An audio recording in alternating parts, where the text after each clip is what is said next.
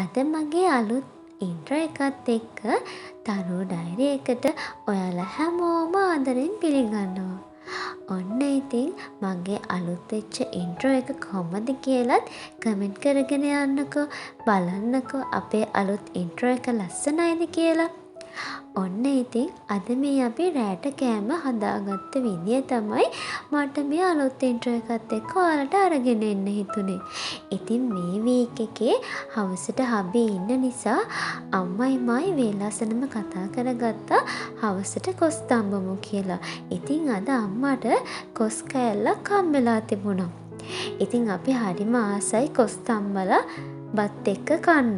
ඉතින් අම්මයි මම එකතු වෙලා කොස් තම්බලා බත් උයලා හොඳට සැරට කොච්චි දාලා හදාගන්නපු කට්ට කරවල හොදිත් එක්ක තමයි අද අපි ඔන්න රෑට මෙන්න මේ විදියට සැරට රසට හරියට කන්න හදන්නේ. ඉතින් ඒකටම ඔන්න අපි කලින් දවසේ බැඳගනිපු වම්බටු ටිකකුත් එකතු කරගත්තා. ඉතින් ඔයාලත් රස බලන්නකෝ හරිම රසයි.